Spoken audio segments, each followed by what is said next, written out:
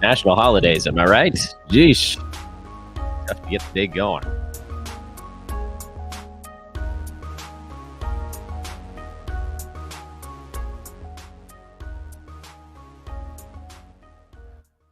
Okay, everybody. Sorry for the slight delay on this one. Was hoping to get it going about 20 minutes ago, but it is indeed a national holiday. Happy Veterans Day. Or I don't know what the proper nomenclature is for that. Hope you have a good Veterans Day, honoring those who have or continue to. I think it's for folks that have served in the military in any capacity. So thank you for your service. We'll fire up the show with that.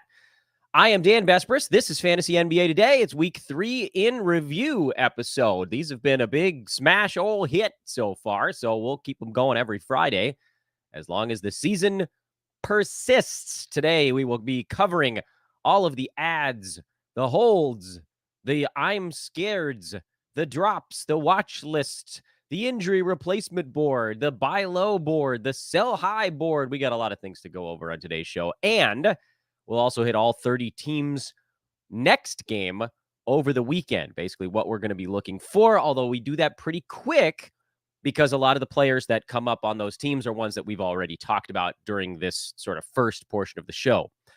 For those that are watching with us live on YouTube, the chat room is open. I don't know that there's going to be time to get to questions at the end, but feel free to communicate with one another.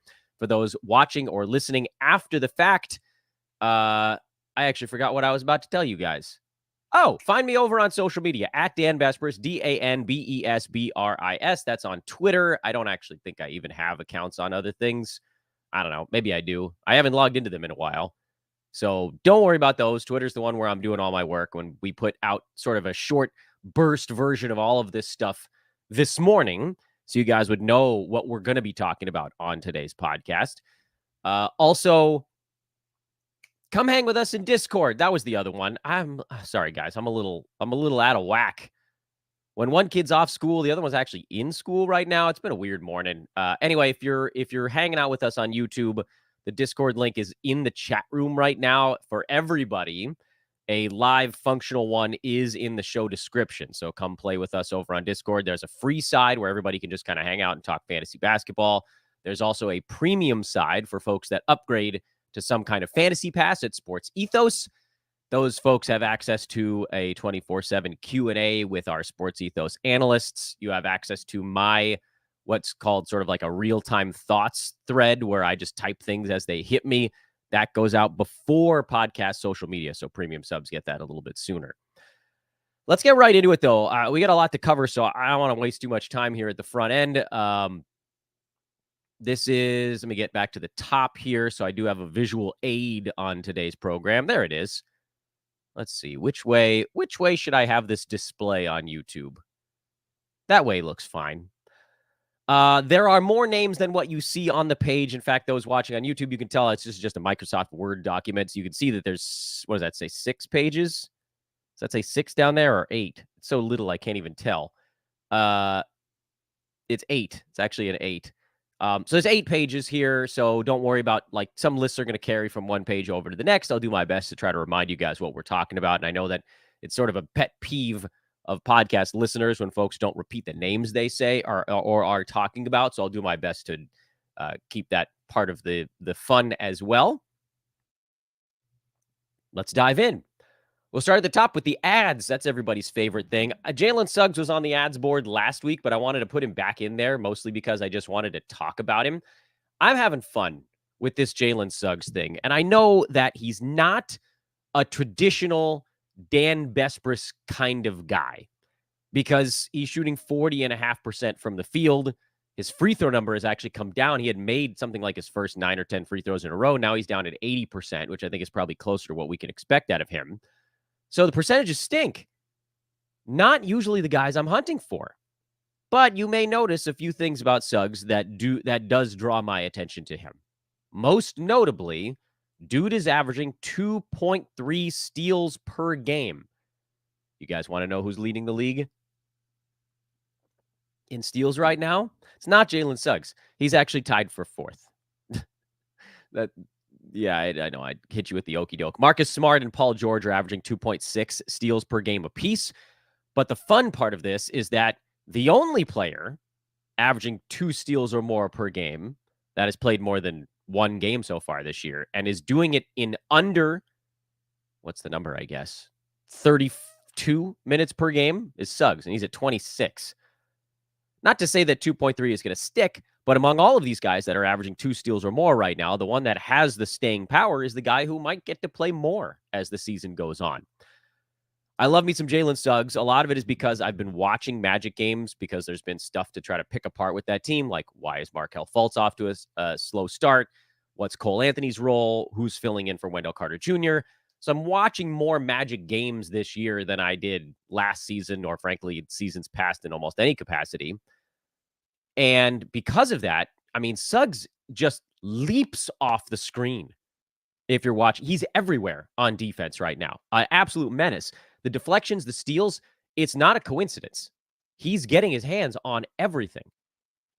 So I think there's actually room for growth, which would be great because you'll hope the field goal percent gets up into the, 42, 43, just like little incremental jumps there. More playing time would be more rebounds, more assists. So that's fun. And he's number 68 in 9-cat right now. And I think that this is something that could stick because other stuff might come up even if the steals rate or total number of steals comes down a little bit. Next name on the board is Keyonte George, who is a little bit less, I'd say, enthralling than Jalen Suggs, but he's one that I think we want to just kind of, even if barely, just get out in front of a little bit because he's now the best option, and he probably always was, the best option for point guard in Utah. They tried Talen Horton-Tucker. It was a bad decision. Jordan Clarkson is not a distributor. For George, twice this season, 3 times actually, he's played 27 minutes or more. I picked that number because there's sort of a gap for him. His minute total this year for Keyonte, 19, 12, 27, 20, 23, 17, 27, 21, 31. So there's a pretty big gap there where only one time did he really play kind of a middle number of minutes. That was that 23-minute game. It was a blowout win over Memphis. He got in there for some extra garbage time. The 3 times he's played 27 minutes or more, which we can kind of round up and just call starters style minutes. First time he had 12 points, 7 boards, 6 assists, a steal, and a couple of 3 balls on 4 out of 12 shooting. Second time he went for 8 points and 4 assists with 1 3-ball. That was in 27 minutes. And then last ball game, which I think was 2 days ago now, 31 minutes. That was his first. No, I think it was his second start of the year, but the first time where they really were like, look, this is yours now. 7 points, 9 assists, 1 3-pointer. What we don't really know about Keyonte George yet is what kind of steals rate we're really looking at here. Because he's only played 9 games in his NBA career. And he has 3 steals in those 9 games. But does that mean that he's really going to be a guy who gets 0.3 steals per game? That feels unlikely. There are very few players that can play, 20 some odd minutes and only end up with 0.3 steals. You sort of just tumble into more than that. But at least to this point, it doesn't look like he's going to be getting a truckload of them.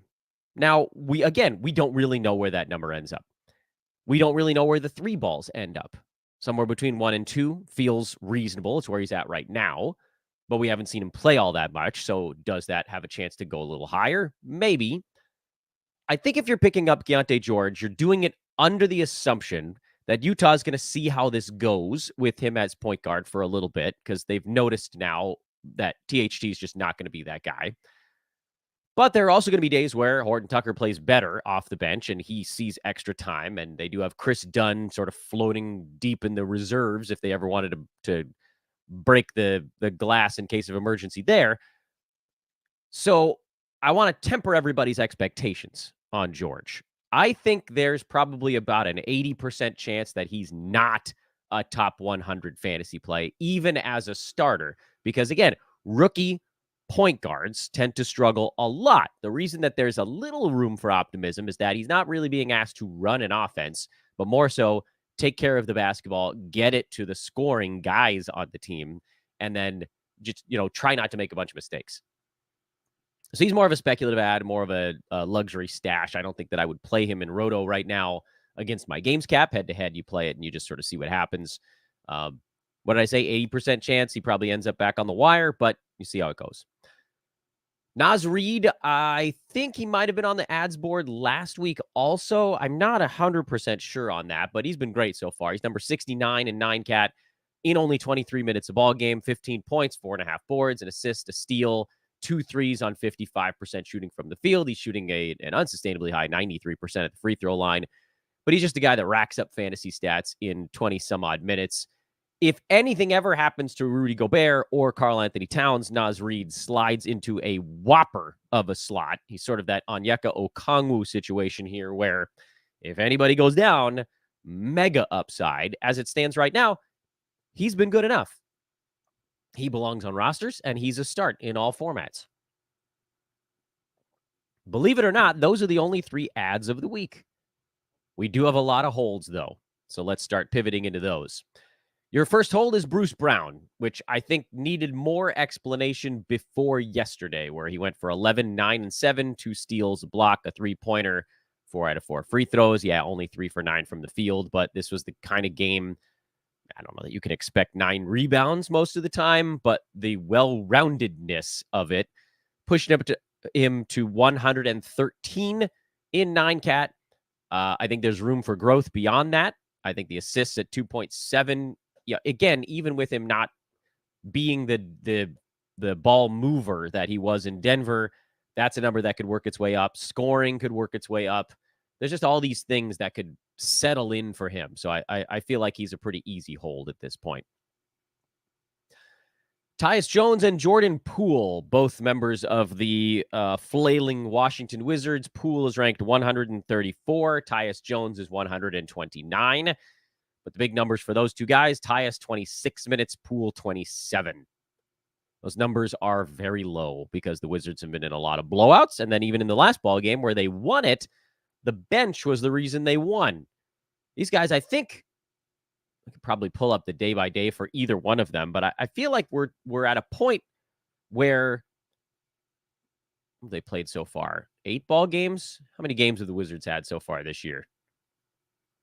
Only 7. All right, so they've had a pretty light schedule so far. They played 7 games, and Tyus Jones has played full starters minutes in, I would argue, 1 of those 7. So we really don't know what his fantasy year is going to look like. Maybe it's possible, it's conceivable, that he really only gets starters minutes 1 out of every 7 ball games. But provided the Wizards can slightly, and then dog days, I think they probably do get a little bit more competitive, then hopefully you see games more like what he did in Philadelphia. 12 points, 6 assists, a couple of steals, and a couple of threes. That's what we were gunning for from the outset, with the chance to do a little bit more. And then a similar thing for Jordan Poole, although the difference there is that Poole was getting drafted in the early to mid 4th, and Jones was like 7th round. I think Tyus can get back to the 7th round in per game value. He's not that far away from that. It's a lot harder to jump those next 3 rounds that Poole is going to have to climb. Again, more playing time, more stuff, but he's only taking 15 shots a game right now. Free throw is super low for Jordan. That'll get better. Steals, unfortunately, and blocks probably both come down for him. So a lot of things are going to have to get better to overcome some of the slippage, where, at least with Tyus Jones, right now, everything is basically in line with what we expected. Scoring rate, assist rate, steal rate, percentages, they're all pretty reasonable for him. All we need is the extra 20% of playing time. That would take him from 10 points to 12, from 5.5 assists to almost 7. 1.1 steals goes to 1.3, 1.4, 2.5 rebounds goes to 3. That tweak, those little tweaks in every category, move him from 130 to about 80. That's a pretty easy leap. Markelle Fultz is a hold, which, the funny thing is that he was probably a tougher hold before he got hurt. Now, everybody that held him through his short injury is like, well, I got to see how it goes now that he's back from injury. And so far, he's just not doing all that much. Only 11 shots a ball game, only 4 assists. The hope is that those numbers get better. My end point with Fultz this year was always more like top 90.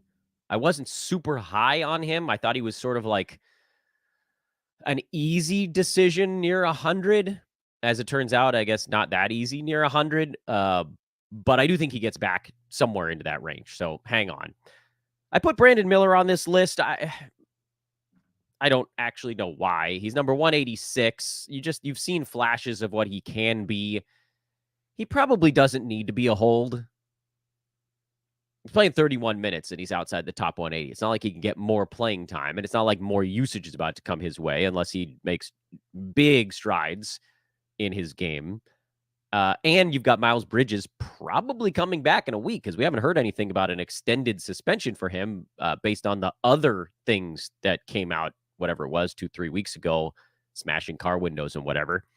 So do we really need a hold Brandon Miller? I put him in the holds, and now I'm kind of rethinking it. He probably can go. More holds. YouTubers just watched me turn the page.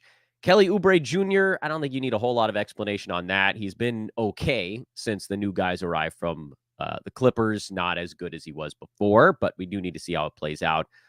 One of the hardest holds right now is DeAnthony Melton, but he's shooting 29.5%. And I did a long segment on him yesterday or 2 days ago. I can't remember which show it was.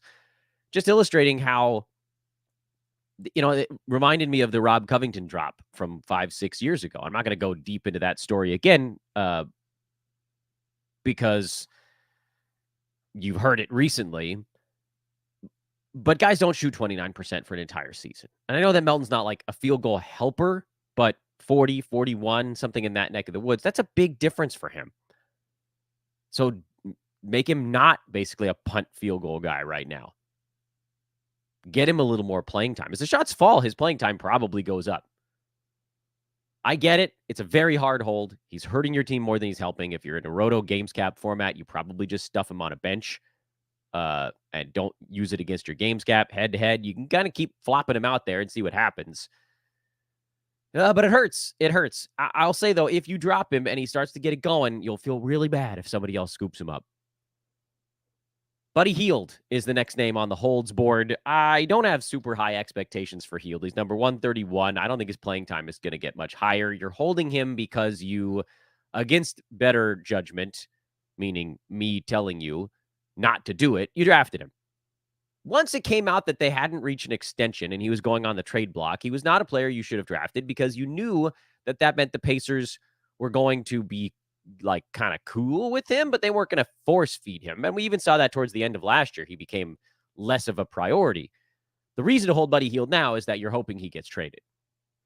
Because wherever he goes, someone's going to give him more than 23 minutes. And that would be good. So you can't drop him because you already invested in it. I know sunk cost theory and all that stuff, but lucky for me, I have 0 Buddy Hields on any of my teams. So this is me putting myself in somebody else's shoes. What can I say? I'm a fantasy empath. Let's talk Josh Hart, who got 30-plus minutes for a few games in a row, but not in the last one. And that was reason for concern, but he's shooting 35% on the year. It's another guy who's just off to a really, really bad shooting start. And I have to believe that as that number comes around, like Melton, you'll probably see the playing time get a little bit more locked in. But it's pretty rare to get a shooting guard eligible player who can get you 6 to 8 rebounds a night and 1 to 1.5 steals per game and 1 to 2 3-pointers a game. He gets you these off-kilter numbers. And that is reason to hang on until we see what his minutes are actually going to look like. I don't know why I put Mike Conley on the holds board. I think it's because somebody was arguing with me about how if you're punting turnovers, he's not that valuable. Okay, fine. I'm not. Simple as that. He's number 57 because he's getting you 4.5 assists a game and never turning the basketball over. There's value in that. Whatever, let's keep going. Christian Wood, I put on my holds board, but he's iffy. He had a brutal last game filling in for Anthony Davis. I like the idea that he has a spot on this team, and so I kind of need to just see what that means.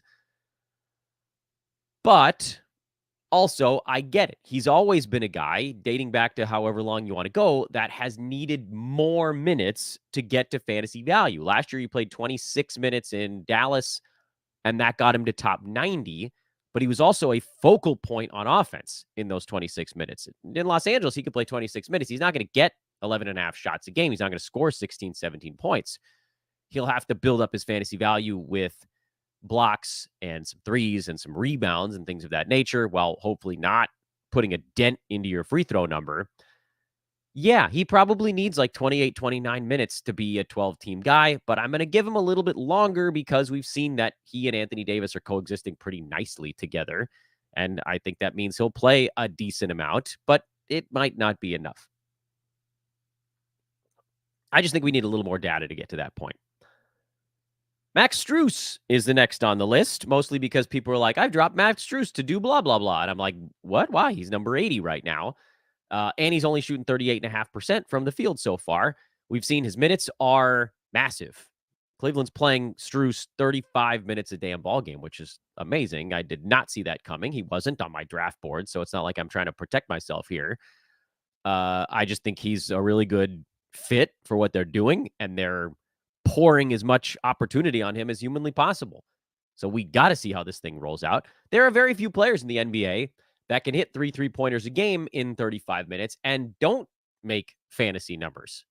So, yeah, why not? Caris LeVert, this is a little bit of a tougher one. He's number 133, despite averaging 18, 4.5, and 4.5 with 2 3-pointers and a steal, because he's shooting a high volume 41% from the field and a high volume 71% at the free throw line. The free throw number may or may not move very much. Field goal probably gets a little bit better. And that's always going to be the problem with Caris, is that he's more of a points league friendly player. But if either of those things, even in an anomalous sense, like you could just have a season where those numbers are a tiny bit better than career marks, that would get him inside the top 100. That's all it would take right now. And again, you're looking for these guys that have opportunity. He has opportunity there, even when the team is healthy. So I think you can hold on to Caris LeVert a little bit longer, see how the percentages develop, see how the role develops. People are saying that the graphic is messed up right now. I don't understand how that's happening, but we're going to look into that before we get to the next player. All right, guys. I don't know what that means. The screen is mixed. You can't see the graphic. The screen is mixed up. Fix the screen, Dan. Everything actually looks fine on my end. So I'm going to pull up the video that you guys are seeing on my screen, and I'm going to try to see what you guys are seeing, and then we'll see what's up. Maybe not the best time for me to ask you guys to like and subscribe. So I'm watching right now, and it looks like it's good. Maybe I don't know. Okay, everything seems to be fine now. Good. Okay, so now I can tell you guys to like and subscribe, right? I see 16 likes. We can do better than that. You got like 90 of you watching at the moment. So, yeah.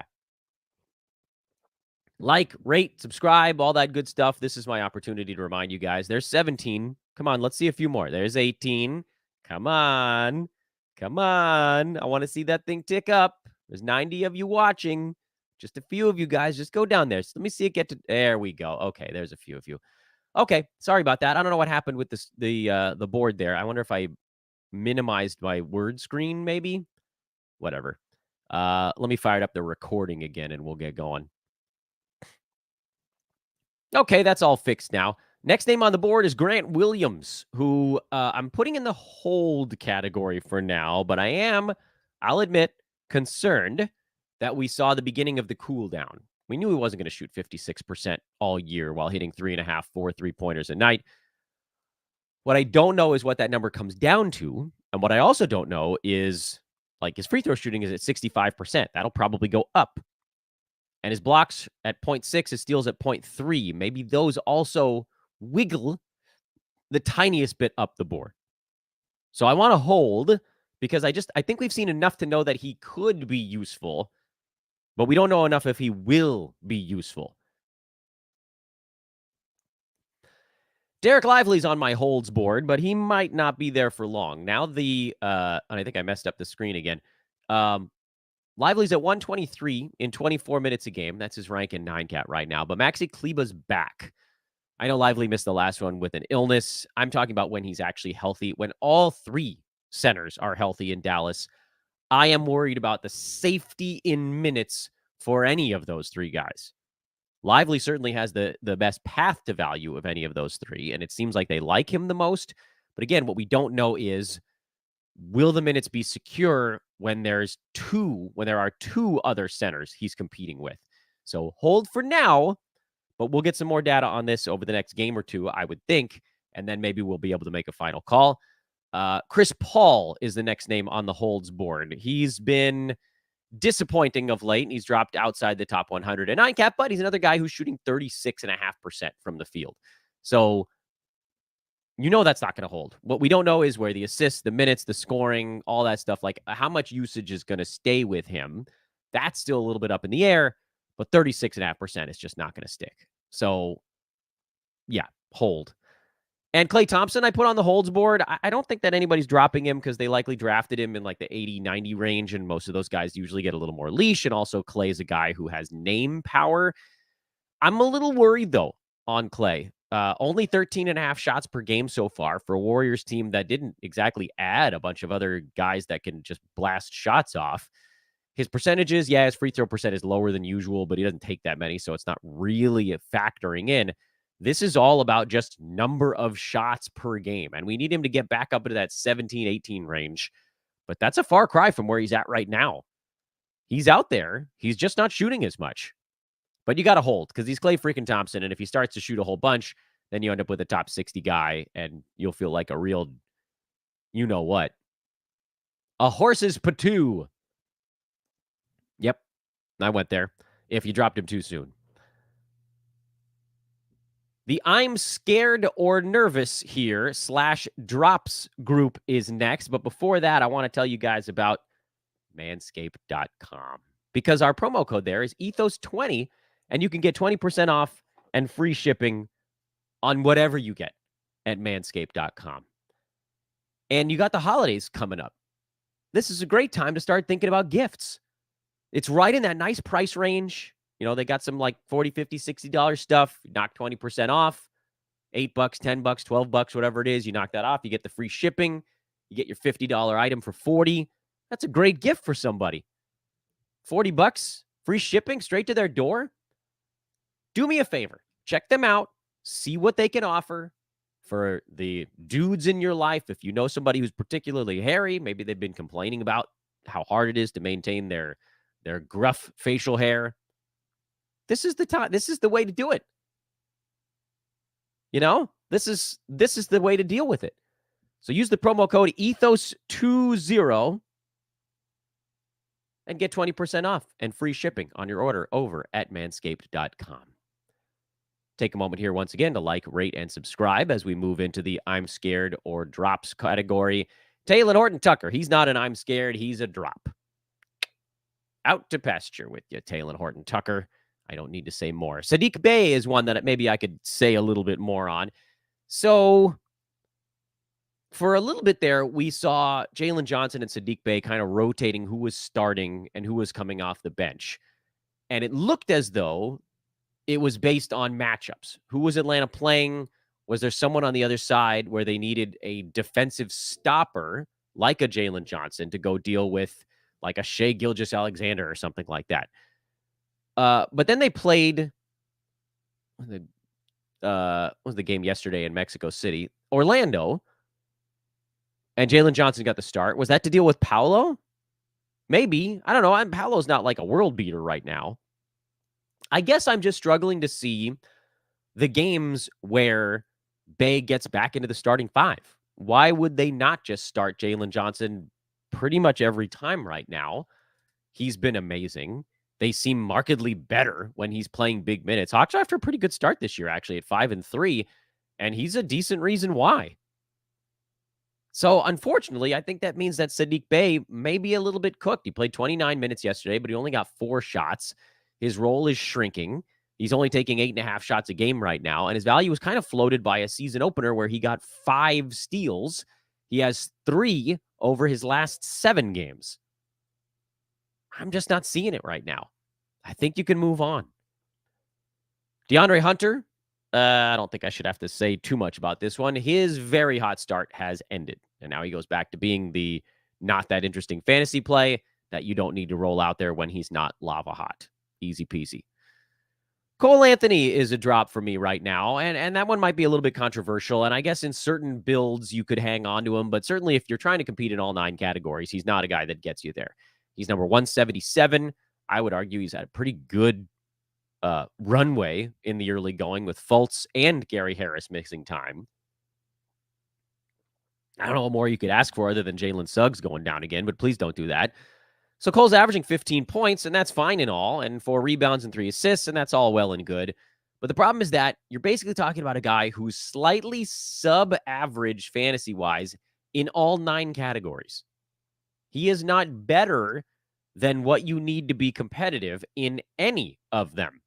14.8 points is just below average. 1.5 threes, just below average.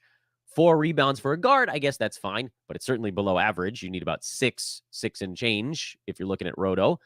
2.8 assists, slightly below average. 0.8 steals, slightly below. 0.4 blocks for a guard, I mean, fine, but also, again, below average. 45% shooting, below. 77 free throw, below. I get it. Like, there's intrigue there. And if he was playing 32 minutes and getting 14 shots a game, I'd say, yeah, go for it. Because he's like each one of these categories, if you just bump it up a little bit, then great. He jumps from 170 to 70. But I just don't think that's about to happen.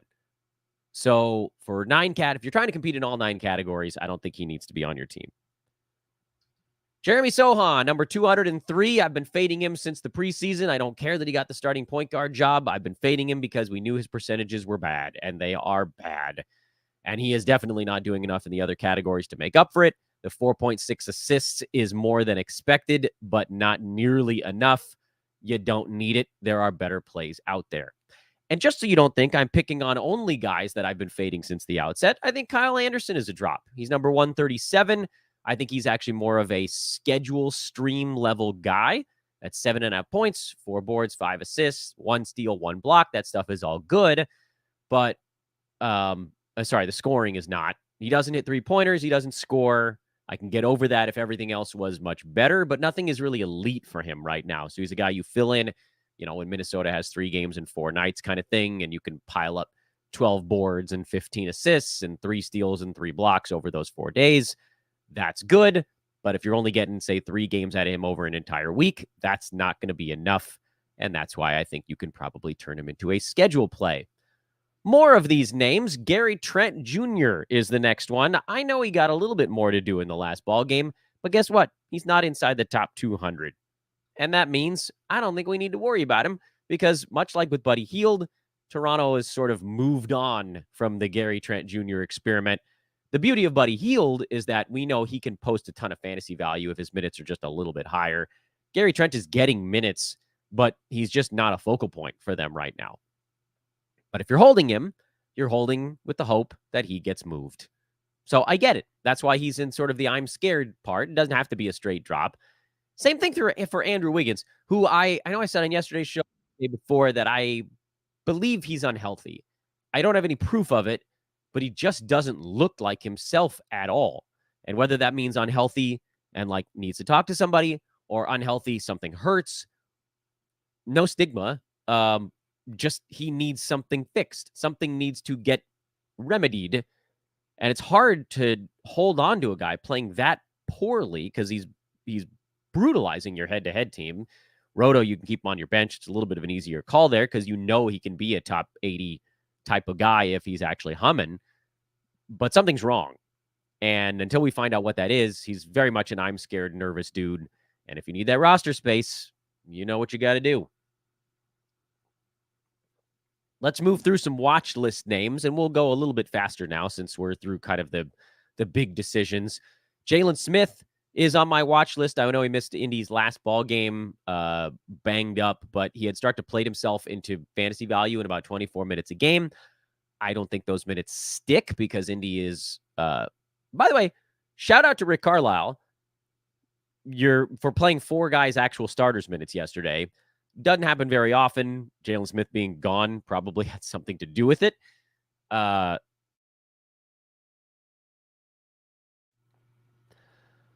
I don't, and they get really good bench production because they're willing to play all these different guys and hot-handed and all that stuff. But I just don't think that like magically Aaron Nesmith or Jalen Smith, put both of them in the same bucket, are going to fall into 28 minutes a night. You just have to guess right with those dudes, and that's why they're on the watch list and not anything higher.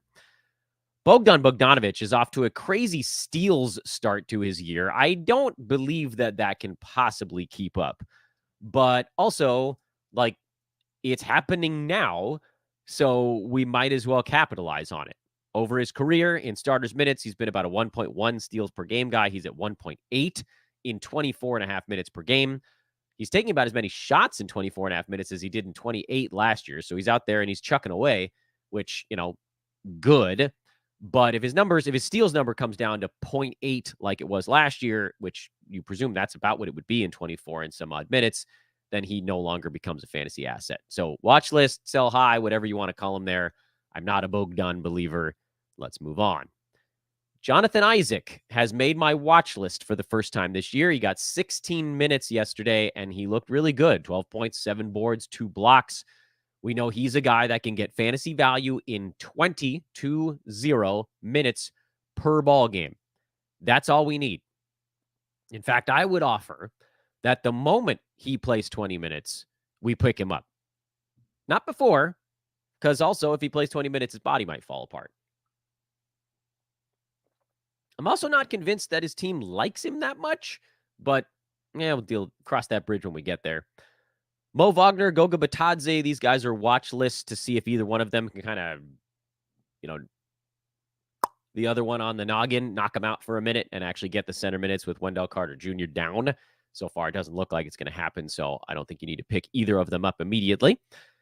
DeLon Wright, who had a few good games to start the year and then completely disappeared before exploding in the Wizards' last ball game. Thanks to that explosion, his minutes are back up to 18 on the year. 1.7 steals in 18 minutes. I mean, that's the thing that's staring us right in the face, but 18 minutes ain't enough. We need him to be playing 24, 25 a night. If he gets there, he jumps from watch list back up to an ad. Denny Avdia is also on my watch list. Now, maybe that one's being a little bit too cruel because he is actually inside the top 100, barely right now, but he is inside there, mostly because he's kept his turnovers down. If he can keep that up and continue to go 13, 5, and 4, basically with a steal and a 3, then I'll get on board. I'm just skeptical that the turnovers stay super low. I'm also skeptical the field goal percent stays at 53. And for that reason, he's more of a watch list guy for me than a straight ad, just because I feel like something unpleasant is about to shake out. Kelly Olynyk is someone I added in a couple of spots, but I put him on my watch list here because I don't think you had to. I just happened to have some dead weight that I could cut. He's number 132 this year in 20 minutes. One would have to assume that he sees a little bit of an uptick with Walker Kessler out for at least a couple of weeks. He had a bunch of fouls in their last ball game, still got around 20 minutes. So my assumption here is that Olynyk sees more like 24 minutes while Kessler's down, which should be about enough to get him near the top 100. And that's probably a streaming board level play, but I don't know that you have to act on it immediately. I put Emmanuel Quickly on this list, mostly because I knew if I put him on any other list, I'd get yelled at. So instead, I just called him a watch list guy. He's number 145 in 24 minutes. There's just no room for him to do more in New York. They didn't come to a contract extension, so I guess, like, in the back of my mind, I can pray that they move him somewhere. I don't think that's going to happen, but, we can dream. But right now, 9-cat roto, that's not good enough. But 15 points, almost 2 threes, good free throw percent. Like, there's some stuff that he's pretty good at, and then there's some stuff that he's really bad at. He gets no defensive stats, and that can kind of weigh things down a little bit. So if you're punting, say, blocks or even steals, honestly, he makes a lot of sense because he's a guard that doesn't steal. If you're trying to compete in some of the stuff where he's not very good, then he doesn't make sense, meaning 9-cat. But there are builds where he makes some sense, and that's why I put him on the watch list, because I knew he was sort of in a little bit of a gray area. Lou Dort has been one of the big surprises in the early going. He's actually ranked number 35 in 9-cat right now, shooting 53% from the field and averaging both 1.1 steals and 1.1 blocks per game. Guys, we've watched Lou Dort for a few years now. We know what his fantasy profile is, which is about 1 steal and about 0.3 blocks per game. So the blocks are way the heck out over his skis. He's also a career 40%er from the field. He's a career 34%er from three. You know what he's shooting in those right now?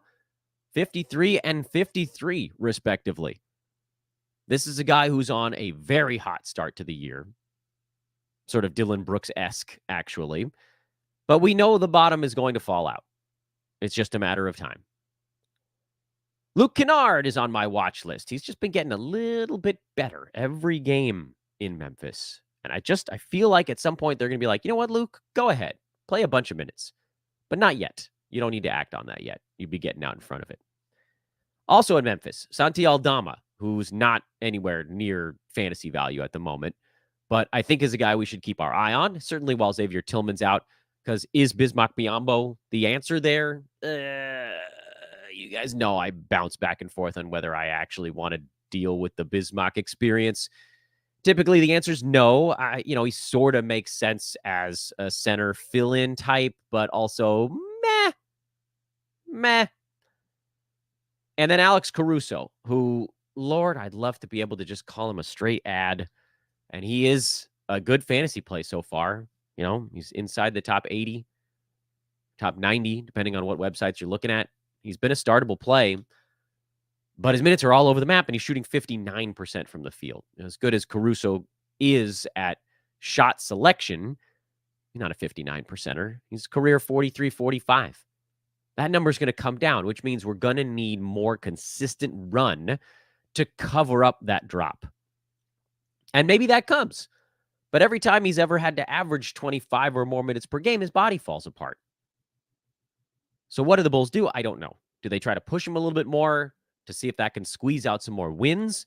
I mean, he was the guy guarding Kevin Durant in the last damn ball game, for goodness sake. They need him on the court, but they also need him to stay upright.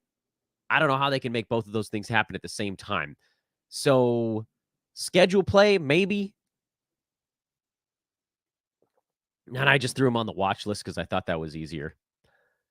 Here's some injury replacements as we head into the weekend. Dorian Finney-Smith for Nick Claxton, Royce O'Neal for Ben Simmons, Jordan Hawkins for CJ McCollum, Marcus Sasser for Alec Burks, Jaden Ivey, Bojan Bogdanovic, blah, blah, blah.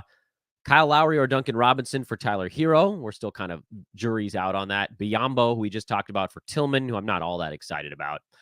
Reggie Jackson, who had one bad one good one, filling in for Jamal Murray. Skylar Mays, filling in for Scoot and Brogdon. Malik Monk, filling in for De'Aaron Fox. Those are your injury replacements.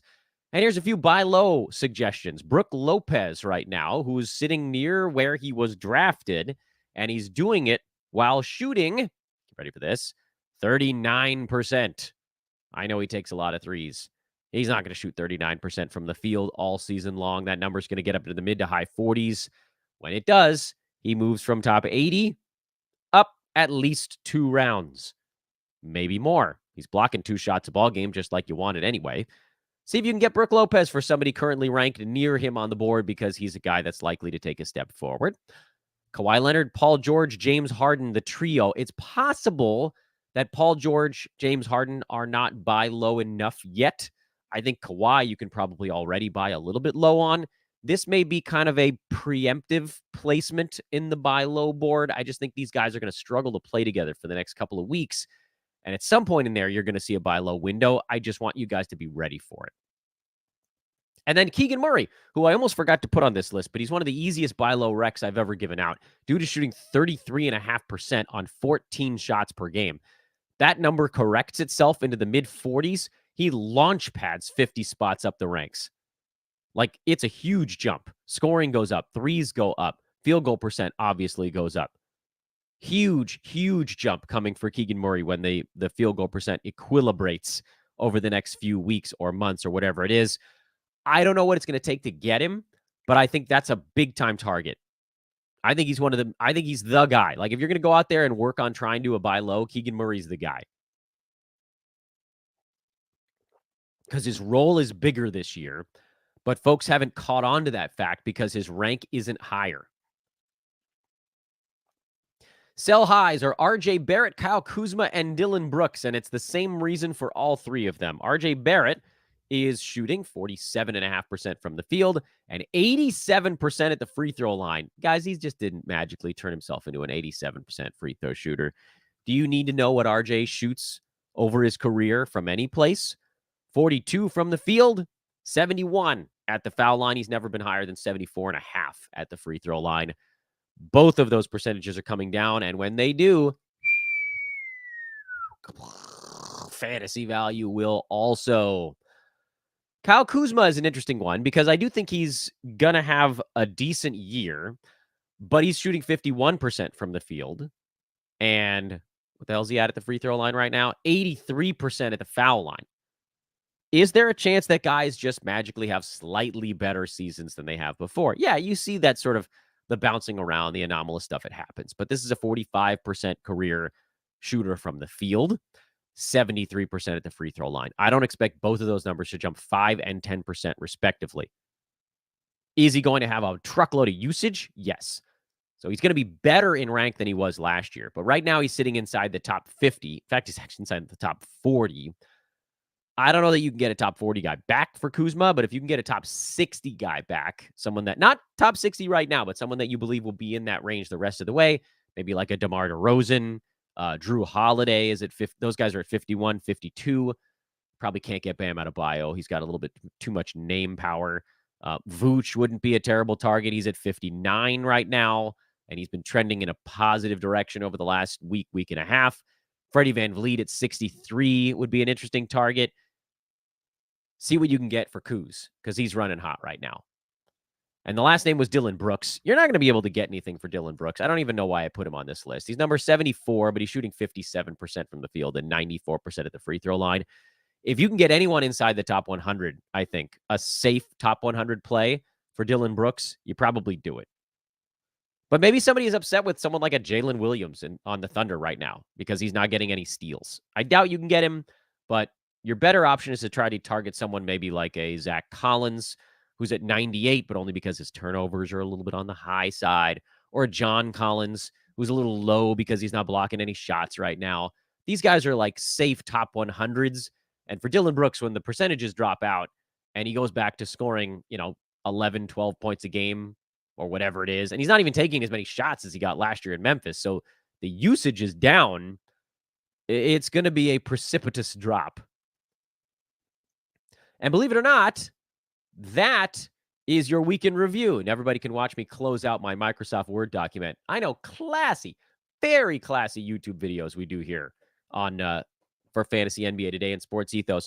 Before we get to our week ahead or weekend preview part of the show, this is once again a mid-show reminder. Please, please, please take a moment to hit that thumbs up button.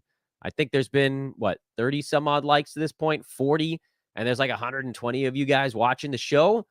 Hit that button, man. It actually means a pretty big deal. Getting us into that algorithm, getting more people to check it out. More people find Sports Ethos, more people find the shows. Please do it.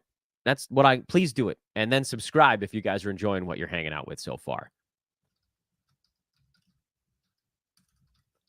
I am going to send a tweet out right in the middle of the show. And then we're going to dive into the all 30 teams weekend preview. Yeah, probably not going to get to questions, by the way, just as a warning, because we're already at 50 minutes and I was hoping to keep this to about an hour. But let's take a look at what's coming up tonight, Friday, Charlotte at Washington. Let's go through every team, every game over the weekend. We'll talk about what we're looking for here. Just sort of like a general idea of what's coming up for the Hornets. Nothing really. I don't know that there's going to be anything until Miles Turner comes back, unless Rozier returns. For the Wizards, Tyus and Poole, these guys, again, we're sort of looking for the normalcy of minutes. Avdia, DeLon Wright, we just talked about those guys as well. For the Sixers, any changes for Kelly Oubre, DeAnthony Melton's shot, Nick Batum? He's been doing some stuff. I don't expect it to turn into anything big for Batum because every time he plays larger minutes, his body breaks down. But, hey, you never know. For the Pistons, Marcus Sasser, we already talked about him as a possible stream. Nets, streams, Finney Smith, Royce O'Neal, because Ben Simmons is out for tonight. Celtics, nothing. Timberwolves, can Slow-Mo get himself above that schedule stream play? That's what we were talking about before. And Naz Reid, who's been very good. Spurs, I think the only real question is what did Devin Vassell's minutes look like in this second game back, because he only played a handful in his first game off of what ended up being a much shorter term injury than people expected, but maybe he wasn't all the way ready. Pelicans, you're just watching the injury report, man. We did get word right about the time we went on air that Zion is expected to play. So that's one of the guys back. I don't think we have word on Herb Jones yet. We do know that CJ McCollum is out. So does that mean Jordan Hawkins' time? Does that mean Dyson Daniels' time? I don't know that I know for sure the answer to that. And when I don't know for sure, I tend to play it a little bit safe. Alperen Şengün is a game-time decision with an ankle sprain. If he sits, we might get a Jock Landale sighting. And then Tari Eason is a fun one. Did I forget to put him on the... Man, I think I forgot to put Tari Eason on my boards. Ooh, big-time oversight. I got to go back and fix that on Twitter, too. Oopsies. Dano, get your head in the game, man. That's a bad oversight. Did I put him on anything? No, I didn't. Oopsies.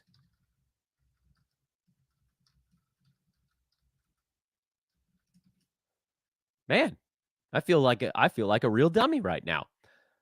Anyway, we'll get that fixed on social, but you guys heard it now. Jazz, Keyonte George, we're just sort of taking in what's going on for him, and then the whole Kelly Olynyk, does he get enough center minutes? Grizzlies, we talked about Kennard, Aldama, we talked about Biyombo already. Clippers, you guys know. Mavs, three-headed center monster. How does that work? Grant Williams and Tim Hardaway Jr., how does that work? Tim Hardaway's been crazy hot from three so far this year, which, like, he's hitting, what, four a game right now?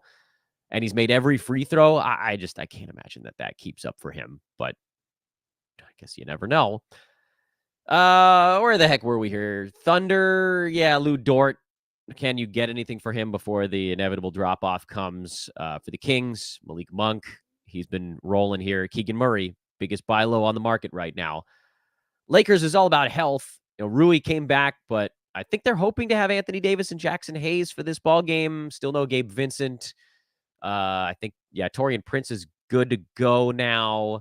Starting to get some pieces back, but they're just not good without Anthony Davis, not surprisingly, because no one else can play defense on that damn team. Except for Gabe Vincent, and he's out also. Whoopsies. I guess Taurean Prince can play a little D. Anyway, we're going to find out what Christian Wood is going to be able to do with his time for the Lakers. Bradley Beal's second game back for the Suns. What do his minutes look like? Grayson Allen was that last ball game. I'm assuming it's flash in the pan, but it's also possible that he settles into a better role. Still, there's no Devin Booker, so anything that we get out of Phoenix is fleeting until we see what that team looks like when they got all three heads on the monster going at the same time. Turn the page to Saturday. Milwaukee, nothing really. I think Brook Lopez, your buy low window, whatever that might be. Orlando, we talked about Jalen Suggs, his emergence, who picks up the center minutes. Can Cole Anthony get something going? And then Markelle Fultz, who he's like sort of both buy low and also not enough upside for me to get super excited about it in the way that I did about Keegan Murray. Toronto, what gives, Jakob Poeltl? What gives? Boston, nothing. Miami, we need to figure out who's filling in for Tyler Hero, because it's going to have to be somebody. It can't just be Bam and Jimmy every day. I don't think we're going to be able to rely on Haywood Highsmith to get enough fantasy stuff game in and game out, but I suppose you never know. It just feels like it's going to be Lowry or Duncan Robinson. And I think we need another game to at least have an idea of which one it's going to be. I did pick up Kyle Lowry in one or two spots to squat on, see if it is him, if it's just like Spo went up to Lowry and was like, dude, I know it hurts to get up in the morning, but we need you to go big for 2 weeks while Tyler's out. And Lowry's like, okay, bud, I've been working on this big booty for so long. It's ready. And then at the end of these 2 weeks or 3 weeks or whatever it is for Hero, then Lowry might have to sit for a month. So maybe. Atlanta, I'd like some confirmation on my Sadiq Bey drop rec. We'll see if that happens. Cleveland, not much really. Jared Allen still kind of getting ramped up to full minutes, but we already talked about LeVert and then Strus. And for the Warriors, the big question is what is going on with Andrew Wiggins? Sunday, Charlotte, we talked about already. For the Knicks, it's mostly Josh Hart watch. You can also throw Emmanuel quickly on that board if you like. Wizards, we talked about. Nets, it's going to come down to health if Simmons is out versus Simmons is in. Cam Johnson is back for Brooklyn tonight. I forgot to mention that also. There's so many damn things going on in the NBA. It's easy to forget one or two here and there. Cam Johnson is back tonight. Assume his minutes are going to be in the low 20s here as he works his way back up to full tilt. I don't think you play him in a games cap format in 22-ish or whatever minutes we think he's going to get. Head-to-head, yeah, you get him out of your IL slot. But that will be an interesting footnote because Cam Thomas is out for a couple weeks now. So, like, one guy goes down, another guy comes up for Brooklyn. We don't really know how the usage is all going to get split when this team's fully healthy. But Cam Johnson being back means that with Thomas being out, it does feel like if he can get his minutes up, he steps into a pretty darn good spot. So we'll see what that also means for Royce O'Neal and Dorian Finney-Smith, but it does feel like those guys are mostly filling in for Ben Simmons and Nick Claxton, respectively. Memphis, I think we already talked about Memphis, right? Clippers, Pacers. You can hold your breath that these bench guys are going to get full minutes all you want. Suppose we should talk a little bit about Benedict Mathurin, who's had 2 good games in a row. That's gotten him up to 170 in 9 category formats. My fear with Mathurin, and he's had a couple big rebounding games as well, is that, like, we can look at what he did last year and hope that there's some measure of growth beyond that. Last year, Mathurin played 28 and a half minutes per ball game. He averaged 17 points, 4 rebounds a game, 0.6 steals. He's had 20 rebounds in his last 2 ball games. And yes, he's played 38 and 36 minutes. Those are obscenely high numbers. I don't know that anybody can keep up that type of pace, but it also doesn't even really match with what we saw last year. Like, if he's playing 36 minutes a game, you might be able to convince yourself he's going to get about 6 rebounds a night. That's something I could get behind. Maybe you get him up to about 0.8, 0.9 steals. That's an achievable number.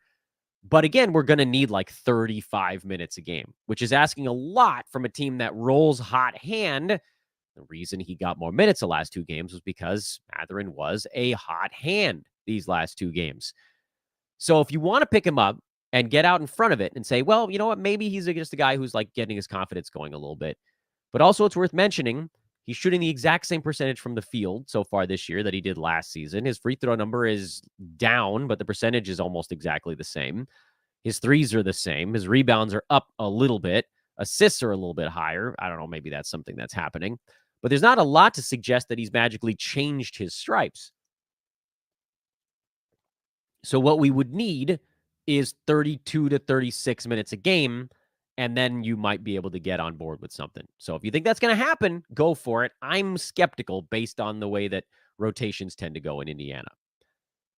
Philly, again, it's all about whether or not DeAnthony Melton can hit a bucket, but whatever. Detroit, who comes back for that Sunday game, is something to keep in mind. Chicago, I just want Alex Caruso to play so damn bad. Kobe White's had 2 or 3 decent ball games in a row. I don't think that that's something that sticks season long. He's more of a points league play than a 9-cat guy, so that's okay. Dallas, we talked about. Pels, it's all health. Denver, Reggie Jackson is what you're watching. Houston, the only real question, I think, is Tari Eason and then Şengün's ankle. Miami, we talked about. Spurs, there's really nothing to do in San Antonio. There's nothing to do. Thunder, Lou Dort, sell high. Phoenix, maybe you get Booker back for Sunday. I don't know. I haven't heard anything. Minnesota, we've talked about. Warriors, we've talked about. Portland, Skylar Mays, man. Is it Skylar Mays time? The answer is probably yes, unless somebody comes back for that team on Sunday. But if they don't, that's a guy you probably want to get plugged in because Lakers aren't guarding anybody right now. Skylar Mays, I know he's not like a big 3-point chucker and he doesn't get a ton of defensive stats, but he's going to be playing point and he's going to be feeding guys. If you're a point guard, just feeding dudes, it's pretty easy to just sort of blindly fall into 6+ assists and he'll probably get some shots up because everybody's hurt on that damn team. So, yeah, I'm into it. Skylar Mays time. Some kind of unfortunate news on the injury front this morning as well. Robert Williams has opted for season-ending surgery. He is hoping to be good to go for the beginning of next year, but he is now likely a safe drop in all formats. There isn't really an obvious pickup there. It's going to be a few more minutes for DeAndre Ayton, and then the Blazers will run small for stretches. They'll kind of piecemeal it together. So that stinks. If you had Robert Williams, who was, I don't want to say trucking along, but he was doing pretty much what you wanted, which was around top 100 value in about 18, 19 minutes a ball game. he is down and out, and you can go find someone else.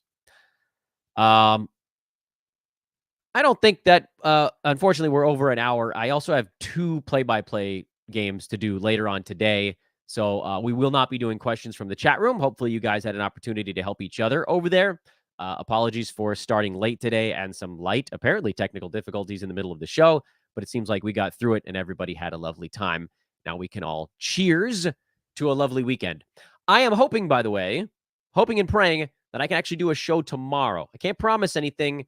But if all the sort of stars align on the childcare front, maybe I can do a show tomorrow morning. Don't hold your breath, but I do have some really fun ideas for next week. One of them, and this was one of our readers came up with this idea, was to basically have like a deal or no deal kind of show where I come on, talk about one player, a buy or a sell. So take, for example, this week I had Keegan Murray as a buy low.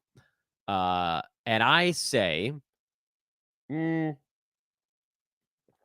that's the wrong way to do it. What about a sell high? Let's say I have Kyle Kuzma and I'm selling, and you guys all in the chat room can throw names at me of guys that you would try to buy Kyle Kuzma with, and I'll spend 15 to 20 minutes just telling you why I would or would not make that trade. So basically, it's maybe let's make a deal as a better game show comparison. But you guys will throw names at me, and I'll tell you whether or not I'm willing to give up a certain player for that. And we work on player valuation and understanding why things are going the way they are. And I think that could be a lot of fun. We'll also have some just general buys and sells shows. I want to keep adding things where I can. You guys liking and subscribing and all that stuff has given us the ability to add more things to YouTube, to the pod feed. And so I just kind of want to keep rolling into that. So again, hit me on Twitter on the way out, at Dan Besbris. Hit that thumbs up on the way out. Those of you that are watching on YouTube, those on any format, please do take a moment to subscribe.